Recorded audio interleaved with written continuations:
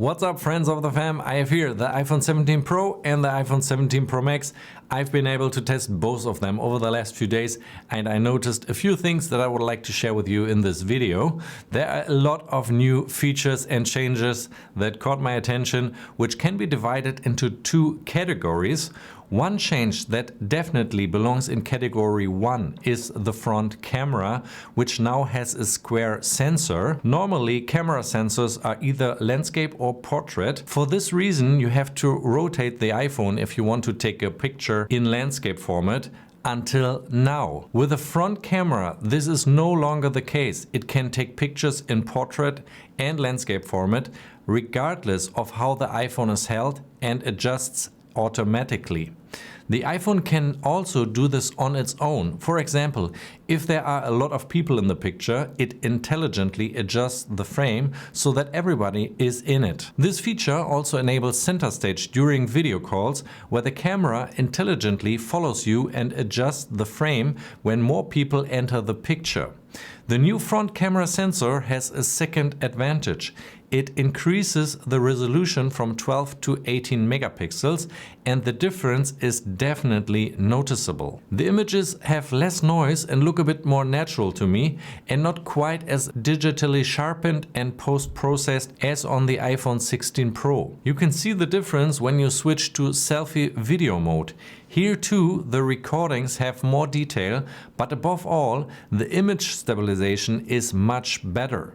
There is now also the option to take a shot with the front and the rear camera at the same time. The result looks a bit like a FaceTime call with the image from the front camera in any corner. For me, the front camera is one of the most significant upgrades.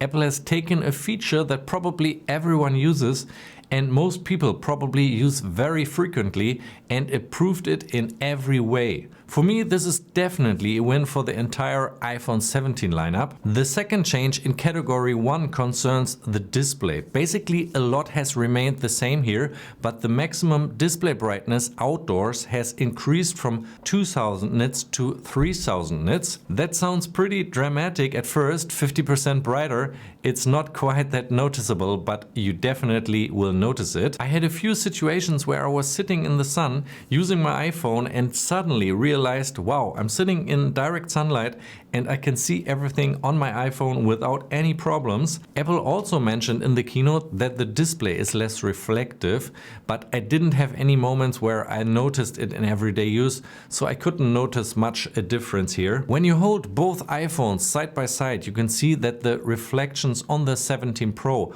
aren't necessarily less, but at least a little darker. I'm not complaining about this, will gladly take it, but I would have liked to see a little bit more here. The second display change that you definitely can't see is Ceramic Shield 2.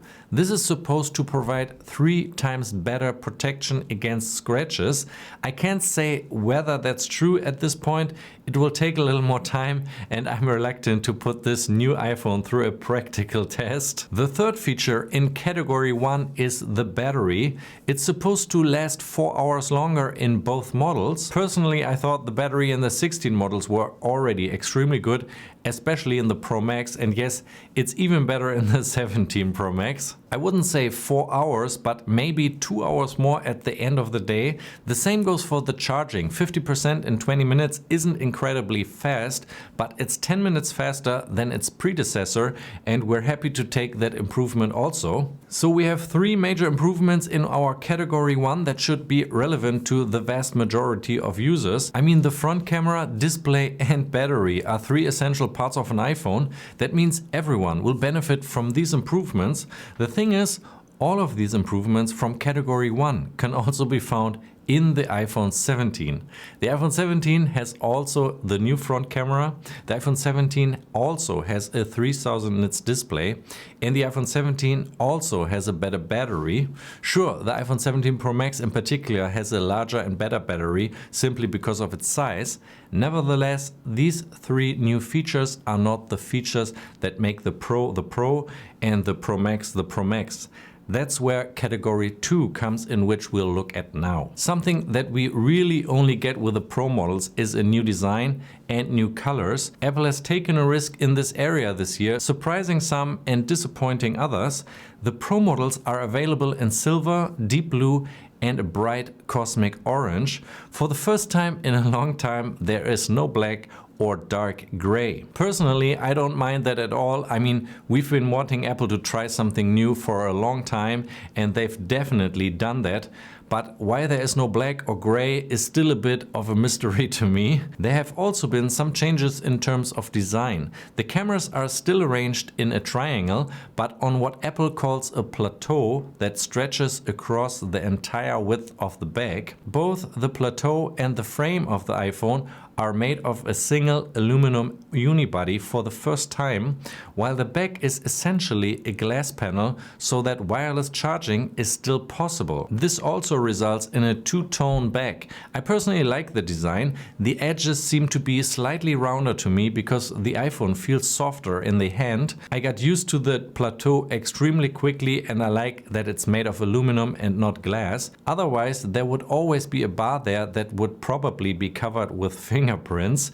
Visually, I would have even liked it if the entire back had been made of aluminum in a single color, but you can't have everything. The second feature that we only really get with the Pro is the telephoto camera, which has received a major upgrade this year. First, the sensor is significantly larger and now offers 48 megapixels. Second, the zoom has been reduced to 4x compared to 5x, but because it's a fusion camera, as Apple calls it, thanks to the 48 megapixels, you can now also get an 8x zoom in optical quality. I have to admit that I almost always found the 8x zoom too close for everyday use. For everyday photos of friends, sports and so on, I was actually better off with the 4x zoom. However, I like the fact that the 8x zoom creates a natural blur thanks to the long focal length, which separates the object from the background. Thanks to the larger sensor, the new telephoto lens also offers a little more detail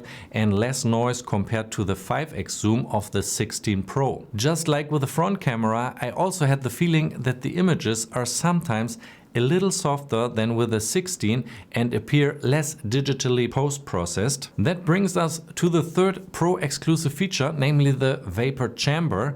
This is a cooling system in which, to put it simply, liquid evaporates at the heat source and the vapor then distributes the heat efficiently and quickly so that it does not accumulate at the source. In combination with the unibody aluminum casing, which can also conduct heat, the iPhone should be able to dissipate heat generated by the processor, for example, to prevent the processor from having to throttle due to heat buildup and so on. In practice, this means more filming, more editing, more gaming, and all without any loss of performance. During the course of the test, I was unable to get the iPhone to get really hot. I did feel a slight even warming, but I didn't experience any localized heat on the iPhone 17 Pro as I did on the iPhone 15 Pro or 16 Pro, for example. However, the vapor chamber is likely to be of interest only to people who push their iPhone to the max with games and ProRes RAW recordings, and for those people there are three more new features: ProRes RAW, Apple Lock 2 and Genlock. If that doesn't mean anything to you, don't worry. These are three very professional tools from the film industry that are not yet available but are expected to come later with an update to the Final Cut camera app. So I can't say anything about them yet, except that only the Pro models will get these features. So we can conclude that with a better battery, a better front camera and a better display, the iPhone 17 Pro gets three improvements that may be relevant to every single user. The catch, however, is that these features are also available on the iPhone 17.